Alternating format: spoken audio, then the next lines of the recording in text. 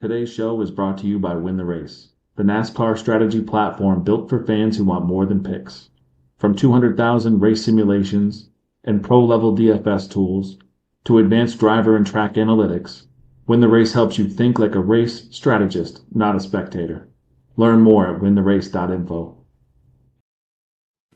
And welcome in. It's the draft, and I am your host for tonight, Tino Patino, joined with Brian and Phil. Brian, not Ryan, as Brian will be filling in for Ryan.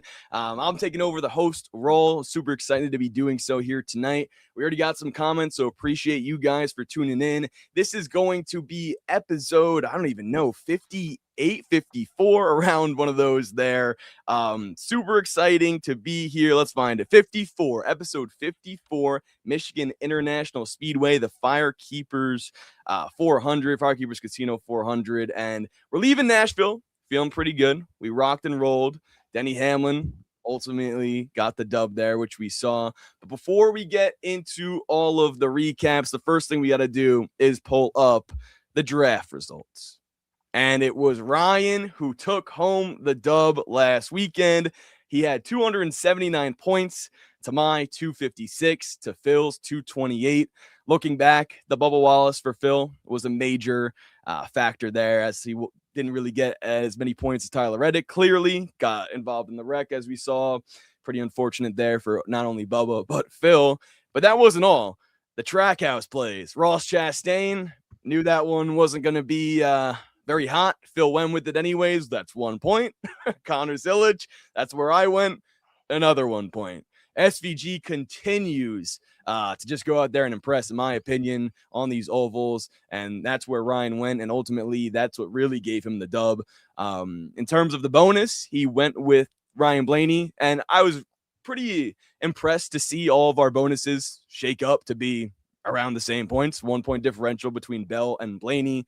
But Ryan gets the win, as I've mentioned. He will be donating to the Denny Hamlin Foundation. So awesome to see there. Good to see Denny come back in the way that he did. And in terms of how Ryan netted out overall leaving Nashville, he sent me his stats, so I'll read it off to you guys if you did not see so already.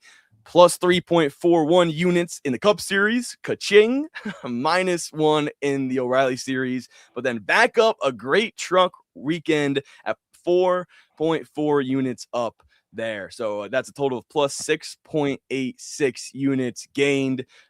He said special shout out to Denny, Lane Riggs winners, and then he gets the charity this week, as I already mentioned. Phil, why don't you take us away in terms of what you thought about Nashville? How'd you do personally, and what'd you think of the race? I thought the race was fun. I might be in the minority. I enjoyed the Sunday night racing. I was excited for it. I thought in the moment, I was like, this is pretty cool. Gave me that Sunday night football vibe. So I was pretty into that, even with the rain delay and everything. It was pretty late night, but still had fun. Betting wise, came out to pretty much a exact wash. So, it is what it is. But been doing good with head-to-head matchups, and trucks finally came alive for us. So feel good about that we finally kind of got off the map with the trucks. He called out Riggs. What a comeback on Friday night, another late one, and it was worth every moment staying up for that comeback. So, I thought Nashville as a track did a good job for entertainment purposes, and we'll move on. Awesome. Brian, what about you? How'd you do? What'd you think? And tell us about it. Yeah, well, I briefly unretired for the truck series, and thank goodness Lane Riggs went absolute hero mode and bailed me out in that one. And then the O'Reilly's race, I called out pretty early in the race in the Discord, like Brent Cruz, had he gotten to the front, it felt like he was going to be a potential race-winning car. So I had 0 going into the race. I did play Cruz live and then hedged with an Allgaier number late. Sure enough, Gator got him, but profited there. And then, as I was telling you guys before jumping on here, Sunday night races are not good for me when I'm in Vegas, because I just sit there all day with itchy fingers and add way too much to my card. So I wound up basically breaking even for the Cup race when I should have profited, because I did have Denny and a little bit of Blaney in the top Ford market. But overall, it was a good weekend. I think the weather certainly was another negative. It's frustrating when you're dealing with that. And then the brake rotor situation always sucks because it's nothing that's actually happening in regards to racing that is affecting guys' results. Definitely. To me, I enjoyed the race. I thought for Nashville, it was awesome to see the different components, right? We saw some fuel mileage. Jane Smith, I'll mention there, trying to stretch it. Blaney as well, hopping on that strategy. He was another guy I loved, especially the paint scheme was awesome at night. But to see Denny Hamlin, no one mentioned this yet, have the penalty, start first, but essentially start last after starting first, go from the back to the front, and win the race the way that he did against Briscoe and Bell, who everyone on the show and in the comments, I feel like in the last few weeks, we've been talking and hammering home how that 20 car and the 19 car are due. In the beginning of the season, more so, they were due to get out of bad luck. Now that they've done it, they're due to get a win. And we saw that on Sunday night, but they don't seem good enough to beat Denny Hamlin. I'm going to say it like it is. Like, Denny went out there, made it 3 wide, let it stick. And ultimately, maybe those guys had faster cars, but Denny was the better driver in the end. Brian, I want to ask you, do you feel like the 19 or 20 heading into this weekend at Michigan, are they capable of beating Denny, or is this just another track to where it's Denny on lock? Yeah, I would say that they're definitely capable of doing it, but until we see them defeat the sport's best closer at the time, I mean, he's kind of taking the mantle for Kevin Harvick. It's just hard to want to play them or want to bet them over Denny. I mean, as you said, we saw it in that final restart where Hamlin just outsmarted Christopher Bell, essentially like goading him into driving into that final turn 1 hard, because that's what they had been doing the entire restart. And Hamlin just rode the bottom like a regular lap. And because of that, he's the one that won. And so it's really hard to want to play those guys on the outright market when you do have Denny. And as we look at the odds and then we break down the rosters here, you got a guy like Tyler Reddick, who has been killing it in this package this year. One thing I did think was funny, I don't know if you guys saw it out there, was that there was a bet between Tyler Reddick's team and Denny Hamlin, I guess, just to see who would win the race, because that's what finishing better than those other 2 drivers seem to do, and how fast they've been. Ultimately, Denny gets it done. He tweeted just before that they get a piece of the 45 car, so that'll be interesting to see. Check his Twitter there from what I'm referencing. But shout out Kyle in the comments. Denny cashes tickets, definitely does. Happy to be on the right side of history there. Kyle again with another good one. Trash house. And hey, this is true, but SVG, I mean, like I already alluded to it, I'm sure we'll talk about him more potentially when we get to this spot in the draft, but I just can't help but see the performance out of his car, out of that driver, and just it's been a really cool thing to see. Mike Manning's favorite track is coming up this weekend in Michigan. We're excited to talk about it. Nigel is hype for some more C Bell. Me too. And then let's see what else. Big Ross, the shout out Big Ross, always locked and loaded. He was heavy Bell to win. Eric Jones top 10. Pain. Damn. I hate to see that.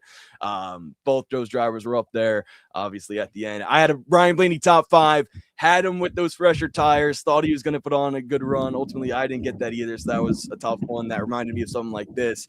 But I will also shout out Ricky Stenhouse Jr., who did get that top 5. Went from 13th to 4th in that final restart. I'm a Ricky guy. It was great to see. Back-to-back good runs for that 47. Phil, anything else you want to talk about or hit on Nashville-wise? If not, I think it's time for the Michigan race preview. Yeah, no, the last thing I'll say, you just brought up 2 guys. I found it interesting on Sunday morning to see, I think it was DraftKings, had SVG versus Ricky Stenhouse Jr. Ooh. And I said to myself, what is this matchup? Like, who the hell puts this together? And they finished 4-5. Like, what was that? So I found that super interesting. Someone knows the script at DraftKings. In any case, yeah, let's get to the Michigan preview. Let's move forward here. Michigan, 2-mile D-shaped oval. It's one of the faster tracks in NASCAR. We got smoother surface. There's multiple racing groups, so drivers can kind of do their thing and kind of take control in their own way, certain extent. 18 degrees on the turn, 12 degrees on the front, 5 on the backstretch. Recent history, I mean, I think those of us following along last few years, this has been a fun racetrack to watch, fun racetrack to bet. A lot of folks looking forward to this one. I think it does pretty well in the Jeff Gluck poll. So this should be a good weekend, all things considered. Stage breaks, got stage 1 at 45 laps. Stage 2 will be 75 laps, and stage 3 is 80 laps for a total of 200 laps in this Firekeepers Casino 400. Now, we got some Goodyear notes to actually talk about here, albeit maybe a little brief, but left side tires been run here multiple times this year. All the other high-speed ovals, I think it's like 6 times already this year. But the right side tires have been designed specifically for Michigan to handle the high speeds and the stress that goes into the right sides at this racetrack. So that's interesting. A little different look at the tire combination. We haven't really had that in the race previews we've seen over the last few months. It just feels like, yeah, they're running the same tires. They've seen this before. Well, a little bit different. So we'll see how that goes in practice if we get to practice and qualify. Back in 2021, we've been down to 1 race at Michigan, which, as I kind of pointed out, it's a bit of a shame since it's been so good. 108 races in the history of the track, 22 times the winner started on the pole. And the last 3 next-gen winners started within the top 5. So starting position does matter. Outside the top 20, Kurt Busch was the last one to do it, starting 24th in 2015. And manufacturer trends, it's been 2 Fords and 2 Toyotas in the next-gen era. But you might remember Ford had a monstrous run. It was like 9 races in a row where they were dominating here. So we'll see if they can get back to glory here at Michigan or if Toyota keeps up what they're doing. So that's what I got for you. Awesome. Love it. Gonna be interesting to see about that tire. Also insane that we just got that news today, I believe, right? Like it was like 3 p.m. The first time I saw it, at least, was like, oh yeah, new tire. And there you go. I'm like, all right, well, interesting to see. Looking forward to that. This should be a fun one. And now it's time to shift over to the draft board. Gonna pull that up on my end as there is first time hosting. I believe we're already locked and loaded, but no one can replace Ryan. We're missing him here tonight. All right. So if you are new to the draft, this is how it's going to go down. We will be picking one driver from the teams that you will see on the top ticker here or on the left side of the board to my right or your left, however you're watching this here today. Ryan has 6 wins. With his win last weekend at Nashville, he now sits on top of the leaderboard. Phil with 3. Tino me with 5. Looking to get back at it here. Now, 2311 will start us off. We'll go through RFM, HMS, JGR, Penske, RFK, Spire, Trackhouse, and then the bonus, which has been a pretty pivotal thing thus far this season. So we'll see how that comes into play. Comments, feel free. Let us know if you have any questions or anything you want to touch on for any specific drivers. I'm definitely looking forward to seeing what you guys think and who you draft here tonight. Speaking of which, I will lead it off for the first draft pick of Michigan and 2311, and it's going to be Tyler Reddick. I feel like this one's kind of a no-brainer. Bubba Wallace, to me, is a very strong driver at this track. And now, while I do say no-brainer, Tyler Reddick has not had the best stats in Michigan, but that's not really what I'm looking at. I'm looking at his intermediate speed this season, and that's been off the charts. Brian, Phil, both you guys alluded to it when we go to Michigan and the high speeds at this racetrack. That's what that team has excelled on the most. Bubba, I want to pick him maybe top 10, get back to me. But at the same time, last 2 weeks, he's just kind of let me down.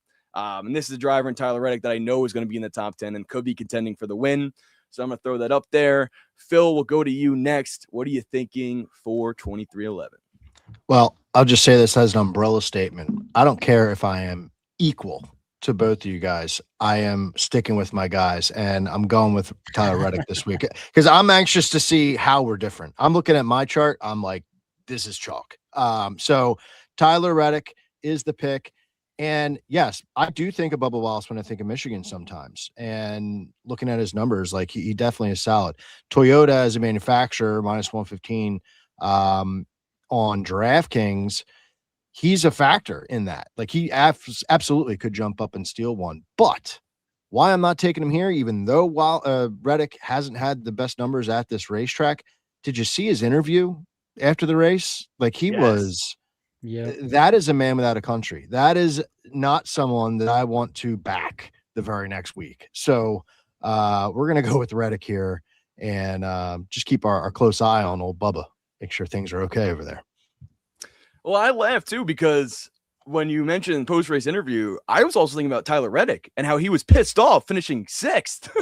Now, yes, his car got junked, but at the same time, like it wasn't, yeah, all that happened, but it was like, it seemed like he wanted a top 1-2 finish, and he was not going to be satisfied with anything less. And I love that he holds himself to that standard sort of now, even with winning 5 races this season and having a 100-point lead over second place. Like, I feel like it's now getting to that time to where you could, oh yeah, good day, good points. No, like, he still wants to continue dominating, and I love that. And that factors into my play. Brian, does it factor into yours when picking 23-11 this weekend?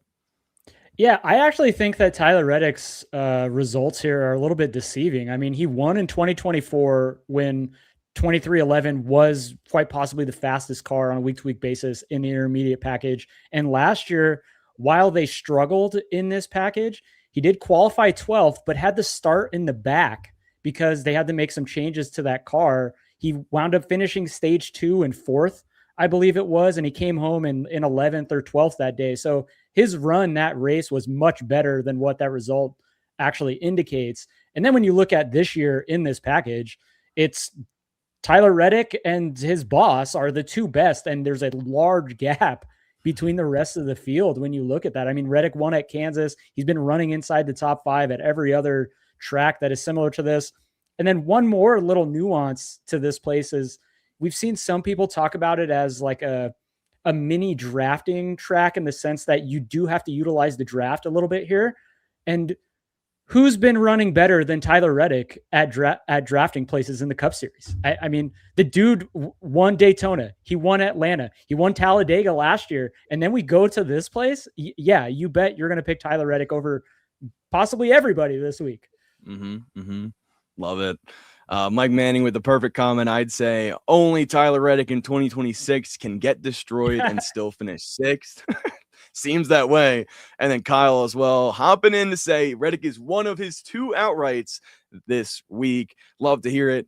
Love everything we mentioned there. And we talk about one thing with Tyler Reddick, and this is before we move on to a team and a driver that does have momentum, I got to talk about wintherace.info updates to enhanced loop data, including momentum as a little piece that you can look up, and it's just so cool. Shout out to Ryan, shout out to Greg, shout out to the whole community that gets to look at it, experience it, use it to their advantage to help us not only here tonight on the draft, but ultimately every race weekend in winning the races. So that's something that I'm using tonight, using as we speak, going to be looking at it and talking about it more. But before, I go any further, that was something that they do. And Kyle saying it best here, no one works harder than those 2 guys. So shout out to them, give them their flowers. They deserve it. And it's something that is awesome to see because that is a factor in terms of NASCAR racing. I would 100% say momentum plays a factor. And one driver that may have momentum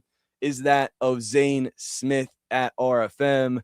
We saw him with a strong run at Michigan. Phil, could that be someone you're taking at that camp for this pick?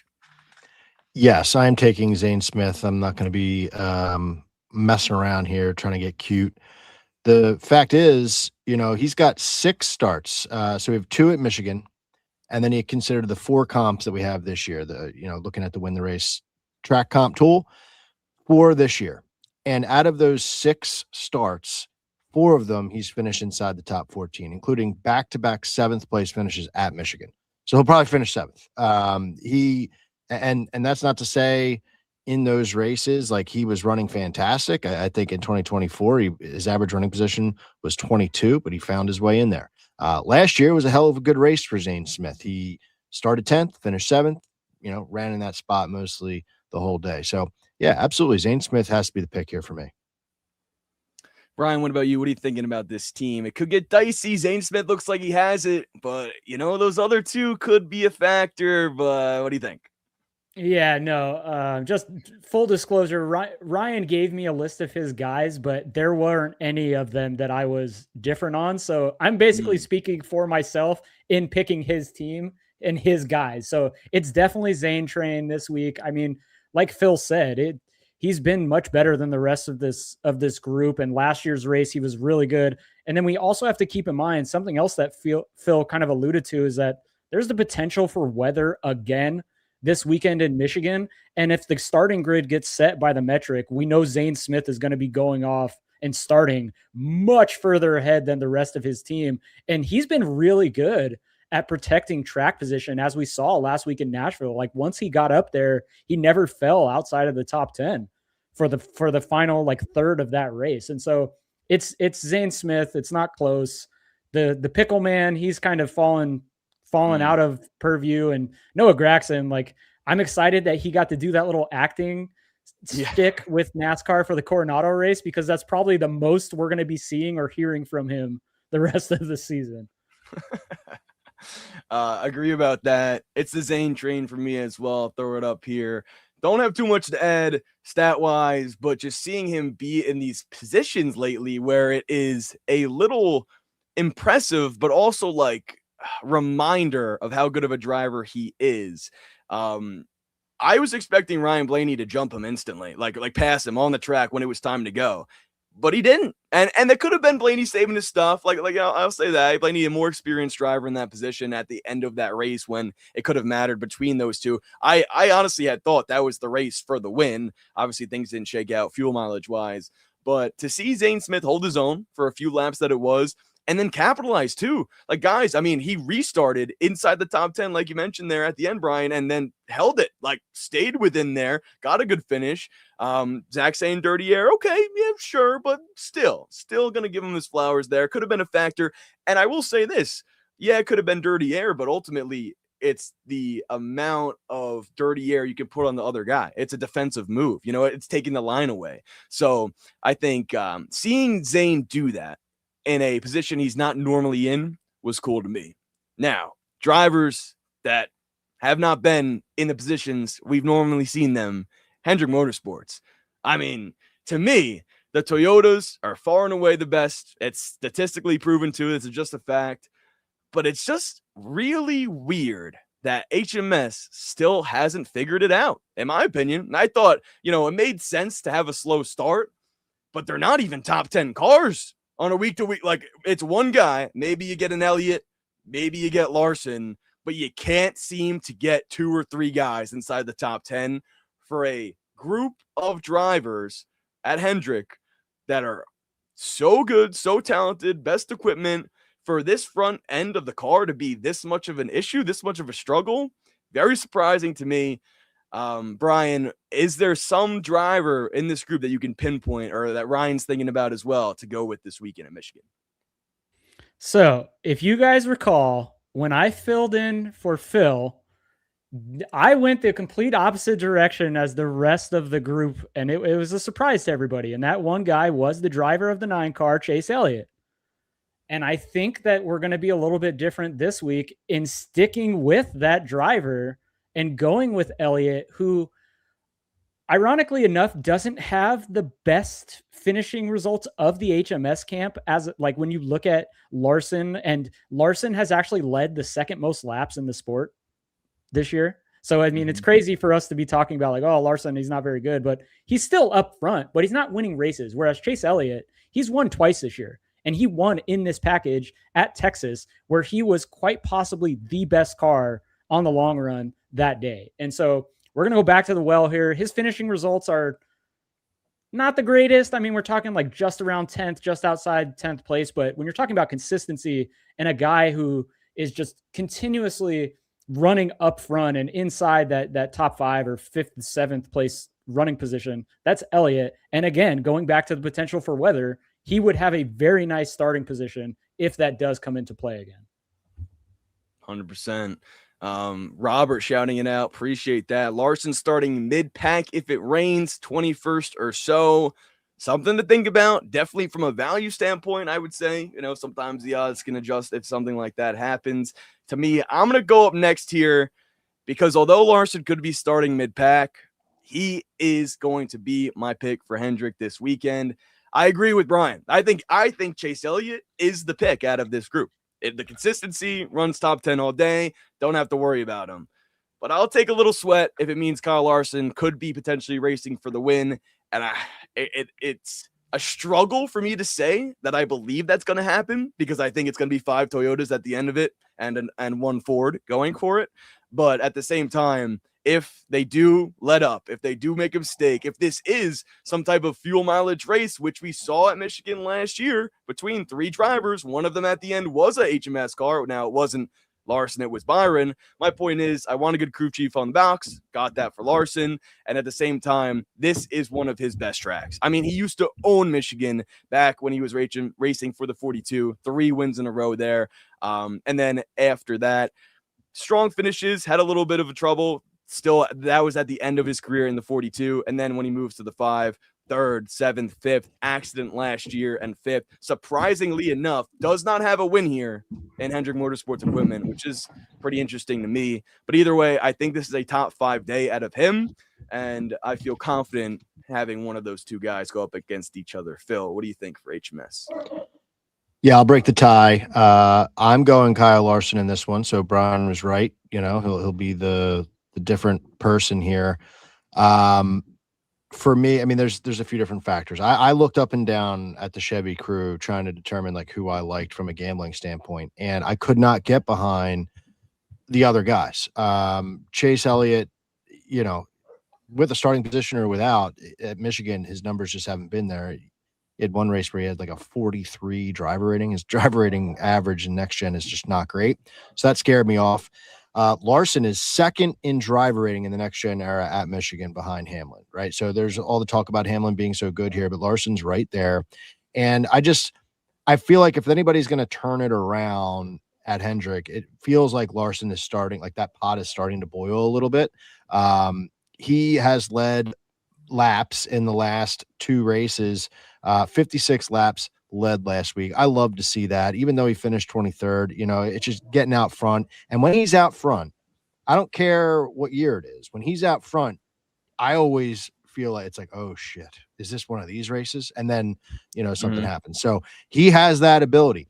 Then little X factor, you know, went to Davenport Speedway last week in high limit racing, got a victory, donated to Kyle Busch's charity. So, you know, when that stuff starts to happen for Kyle, I just feel like it's a very good momentum swing. We should add the high limit races to the momentum part of Win the Race. So Kyle Larson is the pick for me. I got to say, I did not expect Alan Gustafson to be catching some strays here with Tino talking about how he's confident in Kyle Larson's crew chief. After I said that, I was like, oh, that was a little bit of a dig, but I'll take it. I'm standing on it. I'm standing on business. Shout out Alfred in the chat. He's riding with Larson this weekend, 10-1. And it's like, so I want to stop real quick here and stick on Larson for a couple more minutes, because I look at Larson at Nashville. He was plus 150 for a top 5 on Sunday. And I'm like, wow, like this is, I don't remember the last time I saw Larson for, plus money in a position like that. Could have him multiple times this year. But my point is like, it's not common. It's not common for Larson to be in that type of position with that strong of a car, which with a driver as himself. But maybe it is sort of the norm, because when you have top 5 finishes, and you have 1, 2, 3, 4, 5 Toyotas that's seeming like they're going to win the race every week, kind of starts to add up, and it kind of starts to fill in. Now, you have 4 in this camp, 4 Toyota drivers. I think they can all win the race. Phil, we're going to go right back to you. Who do you have for JGR this weekend? Going off first. All right. Thank you. So I will say this. I think this maybe is where I'm different. And one of our buddies took this line away from me. What episode is it, Tino? What episode of the draft is it? It's 54. So we're going with Ty Gibbs this week. Yeah. Episode 54, you say? Yeah, I'm going with Ty Gibbs in this one. Kind of alluding to what I'm doing in the bonus. But looking at the other guys, Briscoe, Bell, yeah, they looked great last week. But both of which have not been like overly impressive on the comp tracks. Bell finishing second at Charlotte. That's great. But at this track, Christopher Bell, just doesn't show up for me on the numbers that I run. So somebody that does in a smaller sample size, I believe. Just double checking that here. Yeah, Ty Gibbs. No, not even a smaller sample size. 4 races in the next gen era. He's got the third best average finish out of everyone in NASCAR, 6.8. The guy just has figured out how to get it done. 4 for 4, finishing top 11. And the last 2 races, he's finished third.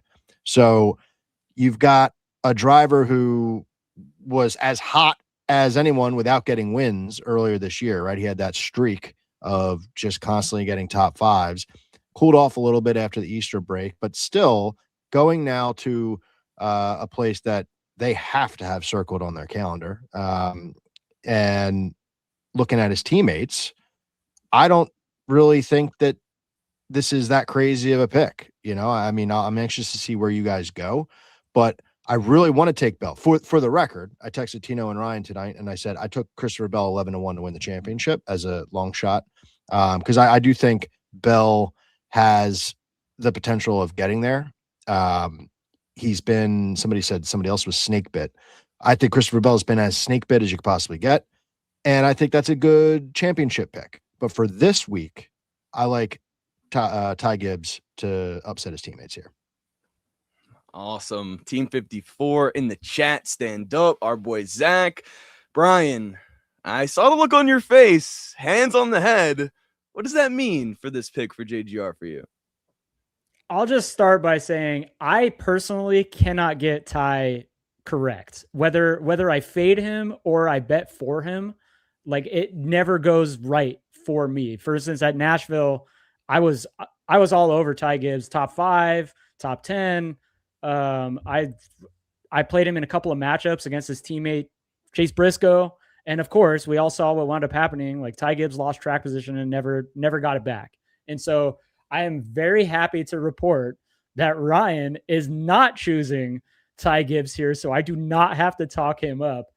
Instead, he's going with said most snake-bitten driver in 2026 and somebody that I've compared to 2025's Tyler Reddick in that he's running extremely well, but he just can't get that win. And we're going with Christopher Bell here. He's been quite possibly the fastest car in the last 2 races. He was maybe the fastest car at Charlotte, and that's probably not even debatable at this point. And then, yes, you look at his results at Michigan. I think it's 4 results outside of the top 10. But in this package, in 2026, when it matters most, as we've seen the last couple of years with particular guys, he is maybe has the most momentum of everybody when you account for where he started this season or where the expectations were. So yeah, it's going to be Christopher Bell and not Ty Gibbs. Okay. The not Ty Gibbs to hammer it home. I love that. Okay, so we got a C Bell, we got a Ty Gibbs for episode 54. This leaves me in a spot. Obviously 2 drivers left out of this camp, Denny Hamlin, Chase Briscoe. I am a huge Chase Briscoe fan right now because I feel like he is doing, just like Christopher Bell, everything it takes to put himself in a race-winning position. For this track specifically, I feel like it even benefits him even more. We talked about crew chief strategy. You can always bring up the James Small, Martin Truex Jr. connection, and Sean McBride. I'm gonna keep laughing all show. And you know what? I'm gonna keep laughing when we get to the next spot, which I'll get to. So stay with me. Yeah. You'll see. My bad. Anyways, got a little off track. But who is on track? There we go. We're back. It's Ty Gibbs at this track. To me, I will be joining Phil in this one, and that's not Ty Gibbs. My biggest takeaway is this.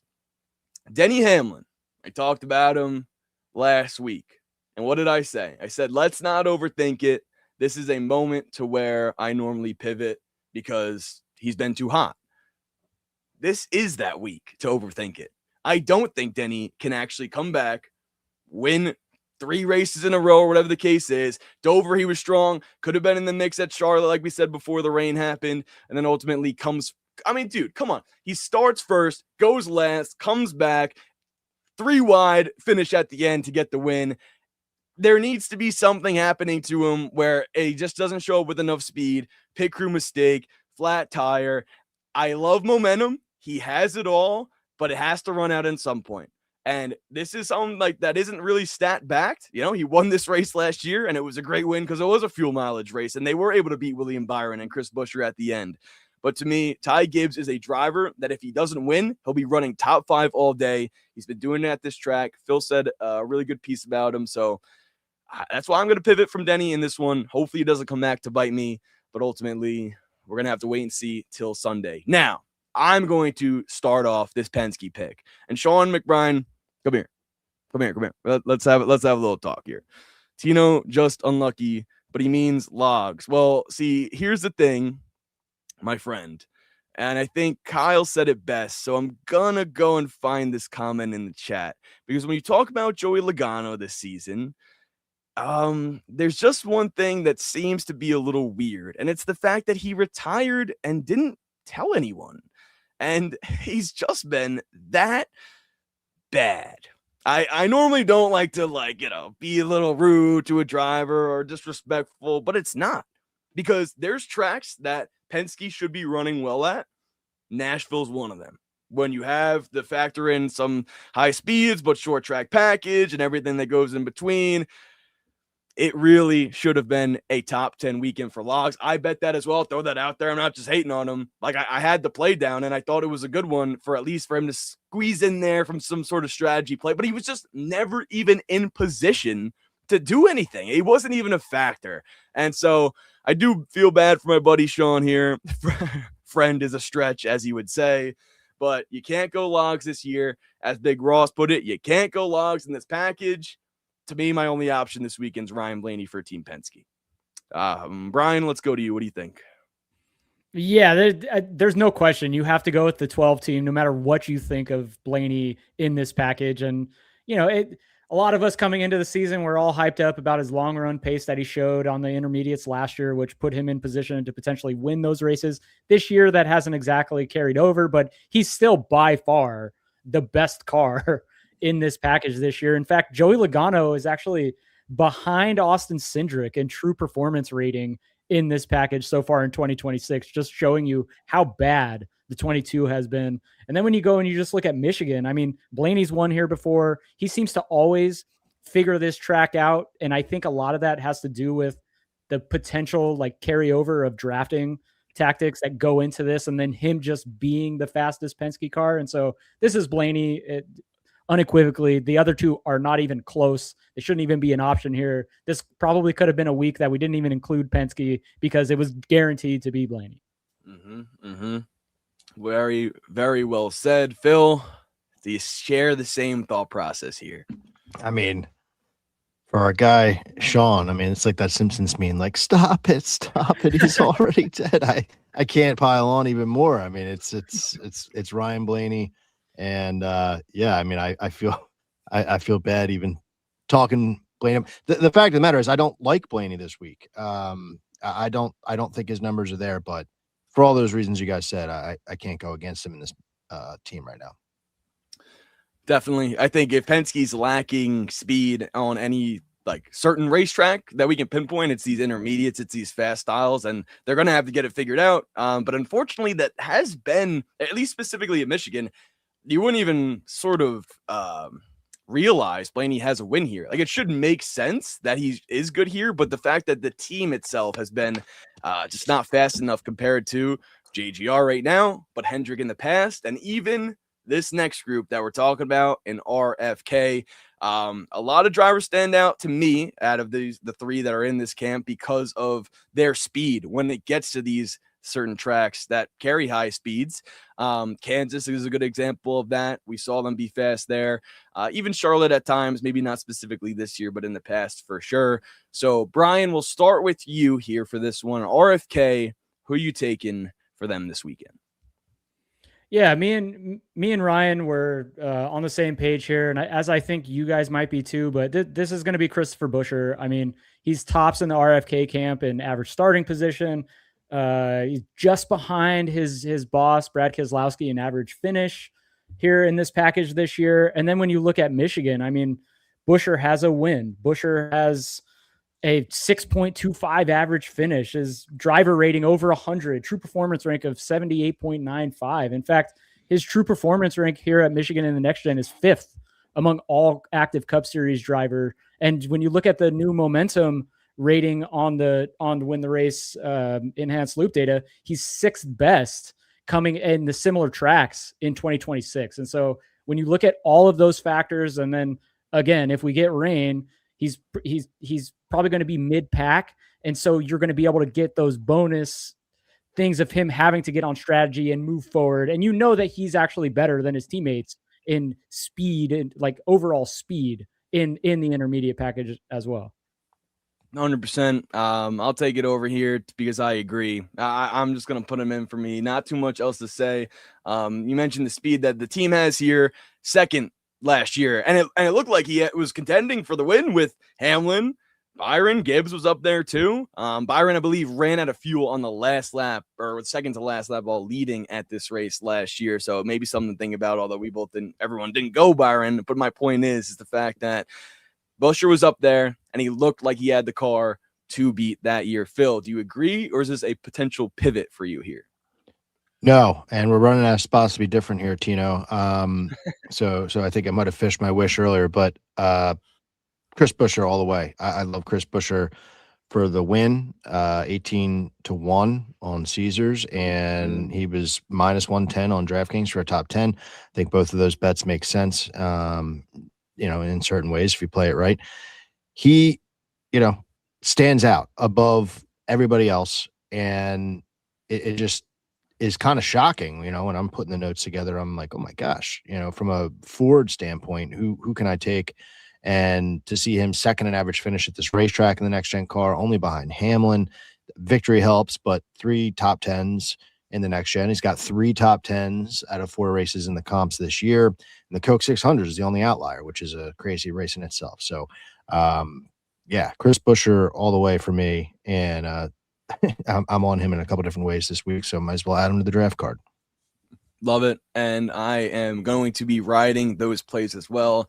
To me, that's major value for a driver that's very capable of winning and has won here before. 18-1. That is a number I like to see.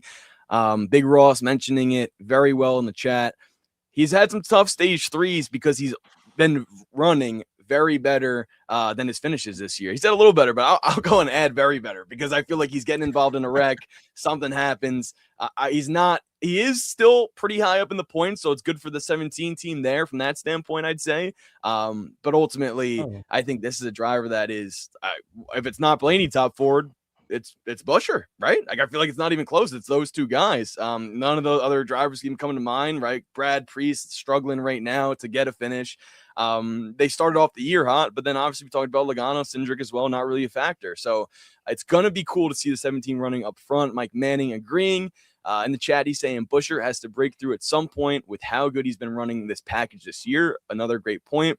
And then I wanted to go up in the chat as well because there was another guy that took him for top Ford. Let's see if I can find it here real quick. I believe. While you're searching for that, let me just add, Yes. Buescher has finished top Ford in 2 of the 4 next gen races at Michigan and in 2 of the 4 intermediate track races this year with, I think, Keselowski and then Blaney and Logano at Charlotte. But I think we could throw Charlotte out just because of how wonky that race was. And so Buescher has been the best performing Ford in this package by a significant margin this year and at Michigan. Love it. Here we go. Found it in the chat as well. So G Hurt is saying Briscoe top 5. Well, that's Briscoe. Meant to click on this one where he's got Buescher top Ford. That's what I was looking for. Shout out to you. Put it in the chat at 6:15 before the show started. So love it that the guys were in their talking shop early. Awesome to see there. And then we got another guy in the chat as well. Blaney or Buescher top Ford. This is Buescher's best track.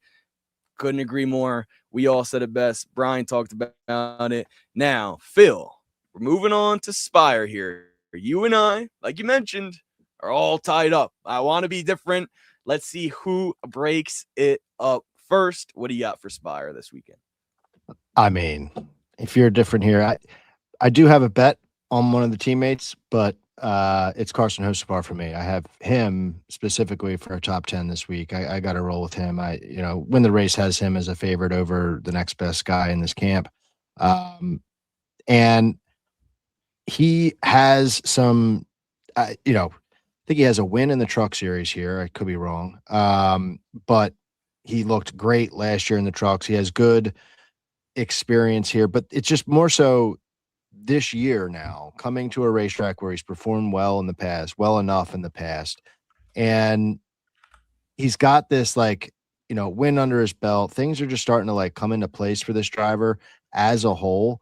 Carson Hocevar, for me, he's where you want to be. He had a 10th place finish in his first start at Michigan. And then last year he started 14th, ran in the top 10 for the average of the day, 8.2, ends up with a bad finish, 29th, but a 97.6 driver rating. So, outperformed where he was supposed to finish.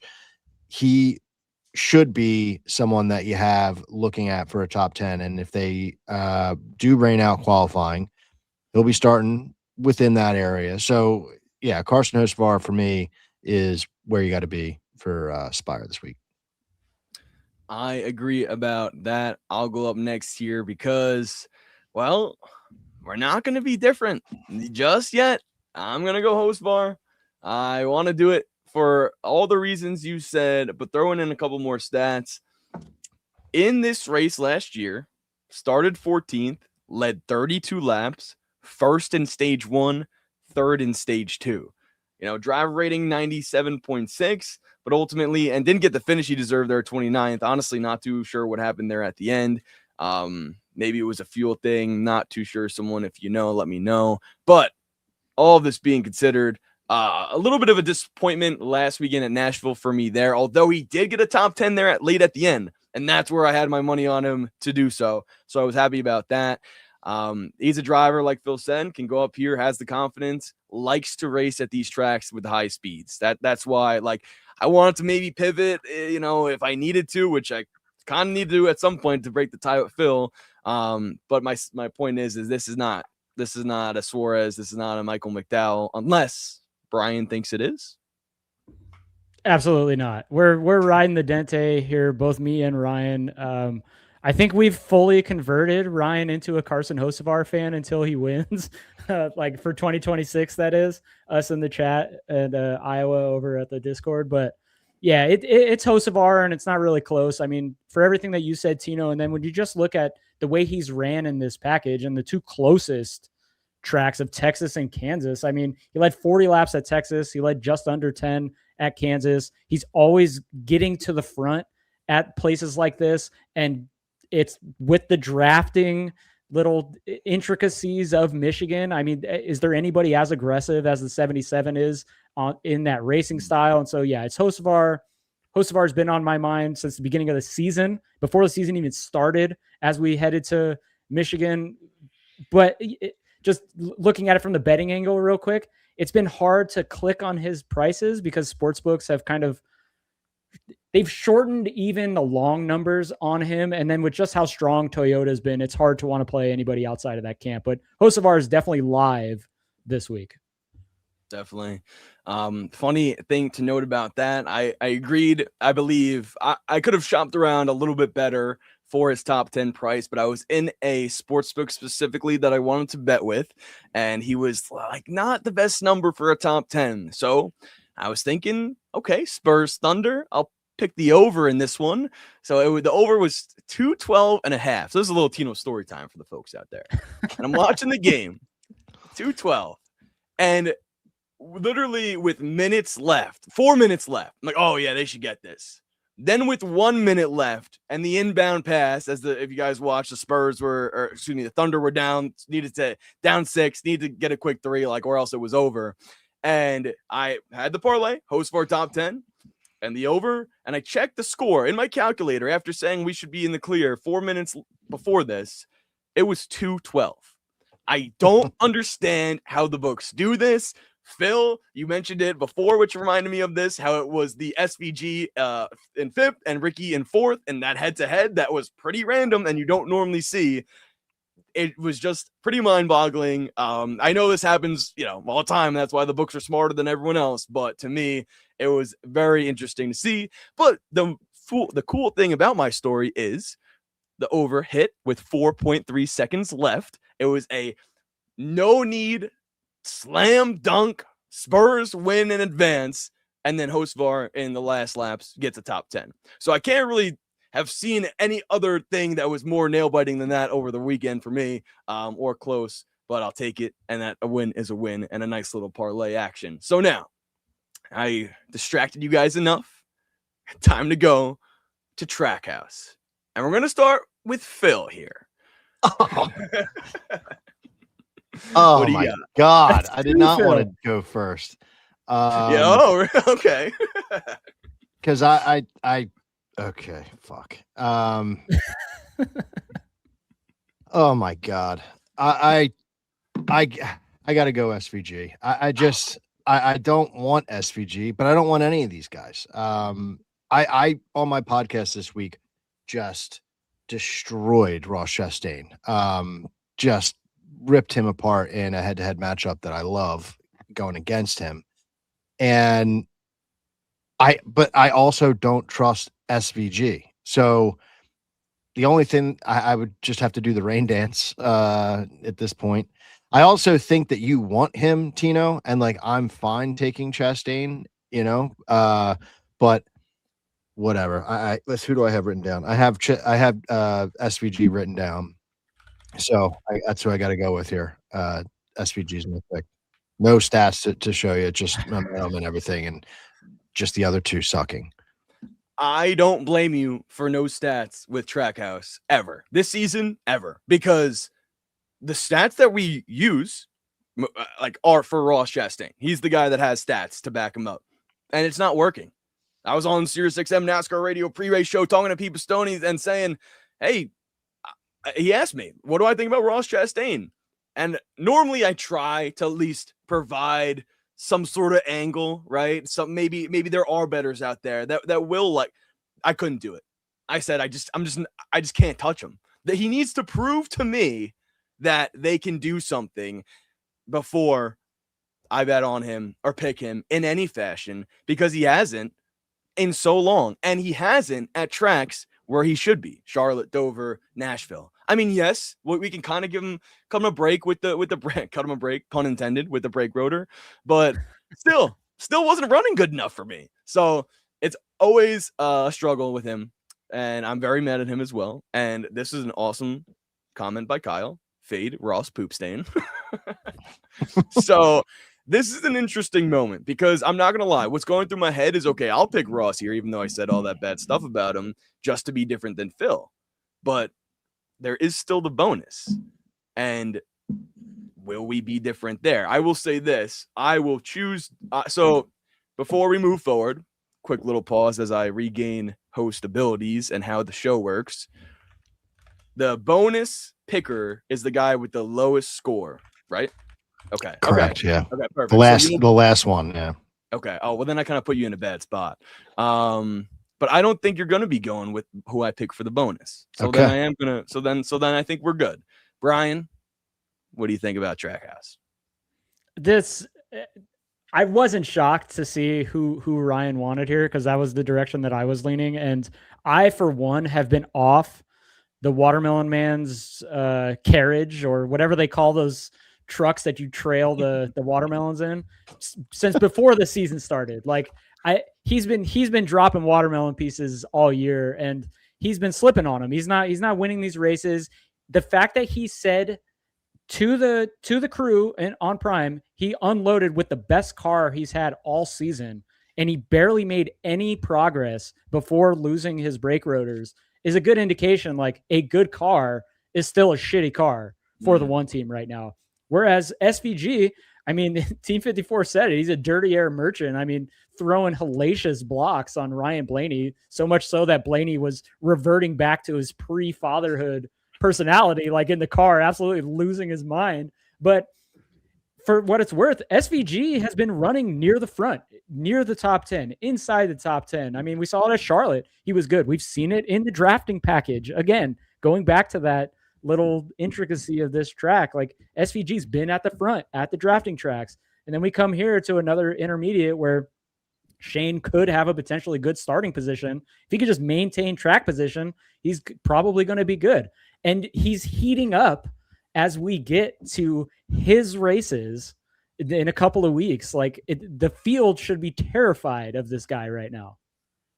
Yeah. Oh my gosh. SVG being not being great on oval. I mean, the thing that stands out to me is the fact that they are out. He, not they. I'm sorry. I can't say that because it's not Trackhouse. It's he is outperforming his team and outperforming Hendrick Motorsports in the process. That's a fact. Like, sure, Chase, Larson, more consistent up there. But where is he finishing these races? It's top 10. It's top 5. SVG's out there leading from time to time. I mean, to see that and see the lines he's running, very awesome to see, because I did not expect it to be this quick of a turnaround. The other thing that's interesting is like when he goes to the road courses and he dominates, you hear post game, like people talk about like, well, the team was great too. The team seems to be just clicking on all cylinders. And something that was interesting to me was when the two had the rotor failures, the crew chief got on the horn with them and was like, we're good, bro. Like we're different. That's a confidence level that like I never would have expected. You know, that team just like seems like they're very, you know, they're gelling. So, you know, we're talking them up, obviously. Past Phil would be throwing up looking at this board right now, but here we are. Hey, and shout out for SVG for earning present Phil's respect. Good comment here from JC. My worry about SVG is, will he be able to qualify good enough? Last 2 races were rained out, and he got a good metric because of Watkins Glen and was able to stay there, not necessarily race up there. Okay. He did have 2 like mid-teen qualifying results at Las Vegas and Kansas. So let's not try to say that he's not good at qualifying. And Las Vegas came after Phoenix. And so this wasn't a guy that went out there last in the metrics there. So, I mean, the fact that he is going to be qualifying, I think he's like 6th to last this week. I think a top 10 or just around 10th place actual qualifying speed should be the expectation. Nice. Big Ross agrees. He's been decent qualifying in this package. Sean McBride also just out of his mind right now.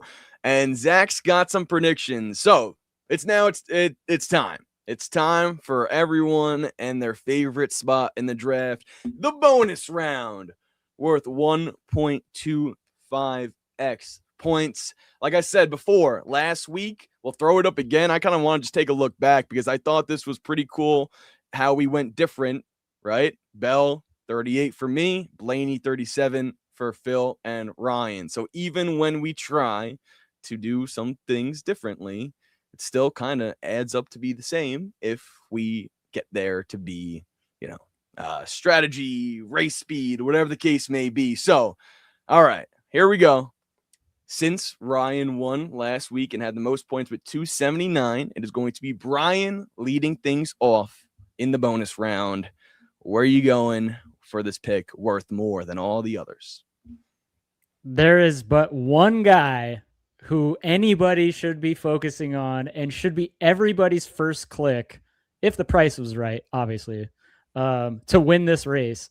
And that's the guy who beats everybody's favorite driver, even when he's not the best car, Denny Hamlin. There is nobody in the sport right now that I would want to back more than Hamlin. And as Kyle mentioned in the comments earlier, as our buddy Chris Wormy has been saying for years, like Hamlin cashes tickets. And that's what you want when you're playing a game like this for the bonus spot. And the fact that he's starting up front again, and hopefully he doesn't have a restart violation, so we actually get like good stage results out of him. But I mean, best driver rating, top true performance rank, most laps led, like best average finish. Just look at all the stats. Everything steers you towards the 11.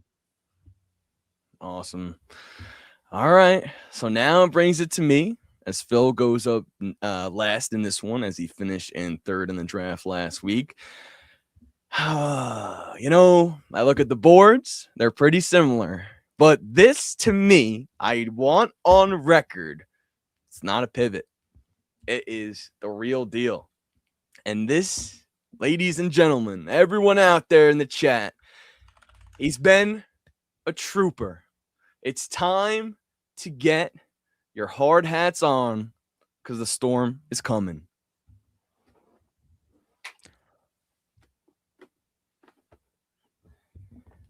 Give me Christopher Bell in the bonus to win this draft for me. Guys, he may not have the stats. I don't care.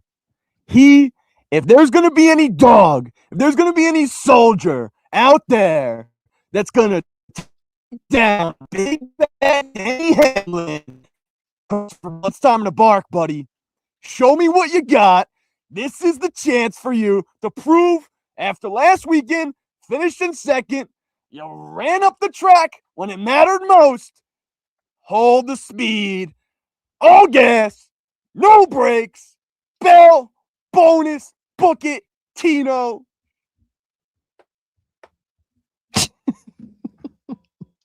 I hope you heard that. I really don't know if you can hear me.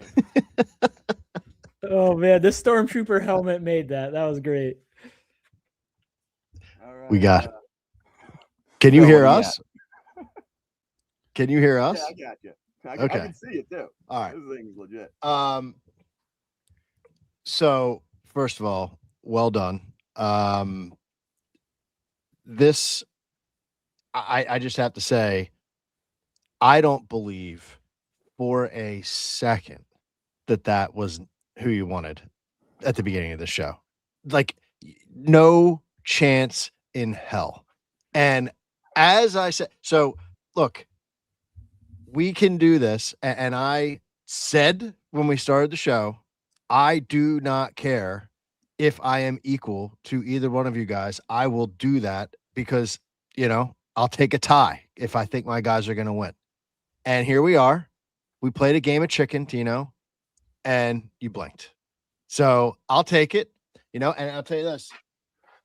Just so happens my win, obviously I have a victory. And the way you get a victory in this is by not blinking, by taking your guys. But also, we played for diecasts. We bought each other diecast winners. And mine came in this week, finally. This is Casey Kane at Rockingham last week. So there's a sign to me, just, Phil, stick with your guns. It's Denny Hamlin. Are you kidding me, Tino? Are you kidding me? Brian already said it. First across every metric that matters. In comp tracks at Michigan, get out of here. Christopher Bell, God bless you. You gave me a gift. And we'll take it. This is just another start at getting another one of these babies. For this year. So thank you, Tino, but I'll take it and run. Okay. Hey, I'm gonna tell you what. I knew you had something to say. Tino's his poker face. He likes to laugh. Nah, my Denny. I don't advise anyone. I'm gonna sit here right now. I need to have a public service response. I don't advise anyone to fade Denny. I don't. And I agree. He won this race last year, best on everything. But I mean, I do actually believe it's going to run out. The momentum, the luck, whatever. It's not luck. It's not luck. But he is doing so well that it has to run out at some point. There has to be a race to where it doesn't go well. And after seeing him do what he did last week, I do believe this. So you might have got me. You might have won your diecast last year and got your cool little ring that I really, really want. All right. Well, I got more wins this year. I got 5 on the board. You only got 3. So, okay. Yeah, we'll see if Denny Hamlin gets you another win. I'll continue this shit talk for another 20 seconds. I'll say this.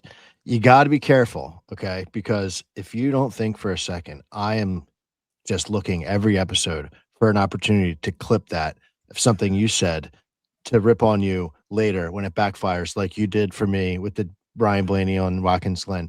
You got another thing coming. So here I've got this. I think StreamYard does it. Clip that. Oh, okay. If I need to, we'll go back and get that next week. If Hamlin goes out and dog walks the field, best believe that will happen. Brian, can you step in here? Can you referee this one? Yeah, no, you already know. I'm definitely going to take the side of Phil here. I mean, I think Christopher Bell is going to be good, and Ryan picked him, but I don't have the confidence in Bell in closing out these races. I mean, to your point of the luck or the momentum kind of running out on the 11, I think the fact that he was able to overcome going to the rear to start that race and still wind up winning when he admitted like his car was not good in dirty air just shows you the tenacity that the 11 team has. And I'm going to repeat something I said about 6 or 7 races into the season. Like, he's completely disproving my opinion of the 11 coming into the year, that his like want to would be a little bit decreased from the previous season based on how 2025 finished, how the offseason transpired. I think he's even more motivated than last year and possibly ever to go out there and absolutely truck the field and give everybody the massive middle fingers for the 11 and just say like, yeah, I'm better than all of you and you guys can't do anything about it, even if my car is not as good. Love it. I do get very fired up at the fact that he's able to just beat Father Time and continue to get better and ultimately pass people on the wins list and win in ways like, to your point, he's winning in ways that he like, not that he hasn't done before, but he hasn't done recently. He mentioned that too, like going out and winning that race last weekend sort of from behind and like going out and closing it, like you said, when it was the 19 and 20 up front, at least at that time, is very big. Nigel's got my back, though. You guys are underestimating Christopher Bell. And one thing I'll say, and I think it came through in the Stormtrooper helmet, but if not, if there is any dog in Christopher Bell, I need to see it this weekend. With how he's been losing these races, Texas looked like the car to beat for 2 seconds. We don't get to see it come to fruition because he gets spun out. Okay. Where was another track where he had Coke 600? Could have won that one. Rain shortened. And then obviously last week in Nashville, he actually lost the race for himself. If there's any dog inside of him where he locks in and goes beast mode at a track, that is true. He doesn't have, like, this is not his best track. He has good speed, starts up front, but doesn't get the finishing results. To me, I don't care. Like, I think that now is the time where he can prove himself if he's capable of doing that, right? Some guys are not. Like, Denny Hamlin is a guy to where, something goes wrong, he can prove you right. We talk about Denny Hamlin's like that, Kyle Larson in the past. Like, there are types of guys that can control races. I'd even say Tyler Reddick's like that now too, to where it's like, okay, you can just bank on them responding in a certain way. I want to see if C-Bell can do that this weekend. So, hey. Last thing I'll say about the Hamlin-Bell dynamic, I see this as being similar to Tom Brady's last couple of seasons with Tampa Bay in Denny Hamlin, and then Christopher Bell being, say, like Patrick Mahomes or Josh Allen to Patrick Mahomes for that matter. I mean, it's like you have the veteran guy who just knows how to get it done. He knows how to win. He continues to beat the young guy who's a little bit more talented, a little bit younger and stuff like that. And eventually that will kind of, like, they'll meet at the peak and then Bell will overtake him. But I don't think that's right now and possibly not even next year. Yeah, which is funny because if next year is the end for Denny Hamlin, then he just never does it. So it's like, I want to see it. Yeah. I want to see Bell kind of step up and, kind of prove himself in this way this season. But ultimately in the chat, guys, we're going to wrap up now. Let us know any questions, comments, concerns, anything you want to voice your opinion about. Who do you got? Bell, Denny in this one. Another thing I will mention is I love the boards from everyone tonight because it's Denny versus Bell. Obviously, Denny should have the favorite in this one, be favored. But I also like we're different. Ty Gibbs on a couple boards, and then Chase Elliott and Kyle Larson. Phil, any matchups you see? I guess obviously me and you are 1-1, but Brian's board compared to ours. Anything you see out there that you got your mind thinking? No, I mean, I honestly love my team this week, which is rare. I do fear that my, Gibbs versus Christopher Bell could be a problem. But I went with Gibbs for a specific reason. And I think, this track works really well for him. So I just got to, trust the research, trust the guy and go get it done. But on paper, yeah, Christopher Bell definitely scares you versus Gibbs, but we'll let it ride. Awesome. JC, bringing in this question here. Do any of us believe the top Toyota is not the outright race winner? Brian, elaborate on your head shaking. Yeah, I think when you're pricing markets, you have to look at like where the expected finish is for that particular market. And when you're looking at top Toyota, if Ty Gibbs, for instance, is top Toyota, that means he's beating Denny Hamlin, Christopher Bell, Tyler Reddick, and then you're probably assuming he's racing up at the front, maybe first, second, or third. And so at that point, I think you just take their outright because you're getting much better value there, and then you back it up and protect it with like a top 5. Love it. Alfred saying the best in the long in this package, the long run, I'd assume for the season is crucial. Or just overall, yeah. I mean, this is where it matters most of these types of racetracks. P. Santos, repeat 3Y JGR. Yeah, like with the amount of guys, I'd throw Tyler Reddick in the mix as well. I was just going to say, let's not forget about the 45 this week. 100%. Now that makes it 4 wide. And then let's see what Kyle's got to say. A Toyota might not win, but they'll be damn close. If they don't win, okay, so this is a good question. Let's end on this, unless anyone throws out anything better in the comments. Phil, if a Toyota doesn't win, who does? Well, you can listen to Full Tank with Phil podcast. I do play this exact game on the betting card this week, and I think it's Larson 8-1 or Busher 18-1. Perfect. Love it. Brian, what do you think? Yeah, I have 2 longer shot bets that I made when the board first opened up in Vegas, and it was Chase Elliott and Christopher Busher. I got them both at 20 and 25. Obviously, Vegas. Yeah, I think Larson is definitely somebody to keep an eye on, especially if you think they're going to return to form. But if it's not Toyota, I think it's the usual suspects here at Michigan, and maybe like a Hocevar. But again, it's just hard to click that number with just his inability to cross the finish line first in a non-drafting track. Do love the comparisons though that you made that this track has in terms of the high speed and the draft potential factors we can see. But that'll do it. Kyle saying no Byron talk is wild. Maybe it is, but this season he's just not good. He's not as good as he can be. I'll say at least he's good, but that expectation we talked about it last week. The expectation he's not meeting it for them this year. If I'm Rick Hendrick, I am beside myself saying, stop going to the goddamn Hurricanes games and stop going on Bussin' with the Boys. Get in the goddamn sim and start getting top 5s. Like, what are you doing, Prow? Like, I'm sick of it. So, yeah, that's why we're not talking about Byron. Yeah, no, I love it. Phil, where can we hear you talk about other things this weekend? What do you got for us? Shows? Any trucks as well? Yeah, we got Trucks Michigan. The race is on Saturday afternoon. So I'll be trying to record as soon as I can this week. Got some decent books out there already. So give that a look on the Full Tank with Phil YouTube channel. Dropping probably, Thursday, Friday time frame. And I'm actually a guest on the Back Road this week, the In Between Media show. Elliot Hicks is the host. Seth's getting married on Saturday. So I'm jumping on board. And so I'm jumping on board to chop it up with Elliot, and that's going to be tomorrow night at 8:30. So looking forward to that as well. Awesome. Love those boys over there. Shout out them. Shout out Seth. That's awesome to hear.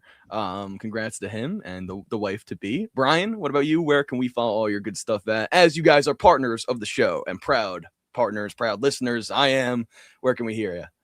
Yeah, first I want to say, if you guys haven't tuned in yet, Phil's truck breakdowns are integral to anybody that is even considering playing that gosh-forsaken series that I am now retired in. But yeah, you can find me over at the Angle of Pursuit podcast. Kyle and I, we do 2 shows a week. We do like a race preview, breaking down our previous races bets, and then on Saturday we record all the post-practice stuff that happened. We break down DFS. We create our usually not winning lineups because we like to get weird in DFS. And then I also I write for BleacherNation.com, not Bleacher Report, BleacherNation.com. I occasionally have NASCAR stuff there, but yeah, thanks. I just want to thank you guys again for having me on here. And if anybody hasn't done so yet, make sure you go subscribe to Win the Race. The tools are by far the best in the business. It's a daily and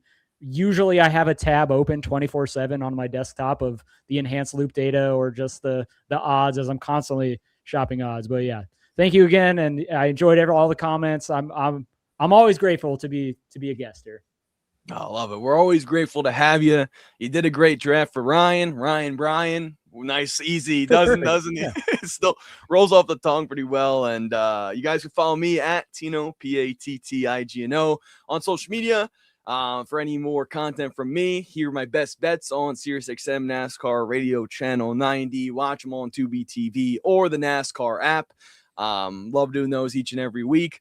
Last week it was Denny. Said it was Denny. Maybe threw in a couple top 10 guys there for you too, and we came through pretty big. So appreciate everyone in the chat. Once again, awesome show each and every week. Love all the comments, and this was a fun one. First time hosting. Looking forward to have Ryan back in the seat next week. But as he would say, win the race. Brian mentioned it as well. Go there, check all their stuff out. They're always improving, which is the coolest part, in my opinion, to where you're seeing these new things, enhanced loop data. Now you got momentum, and there's so many cool things that they have to offer there. So go check it out. Everything. They got trucks, O'Reilly's, Cup Series, and much more. We'll see you guys next week, wherever we'll be. Where will we be next week before I end the show? Pocono. Let's go, Pocono. I was there last year. Don't think I'll be there this year, but it'll be a good race. But before that, everyone have a good Michigan. Appreciate you coming out. Have a good night. Go Knicks and go Christopher Bell. See you guys later.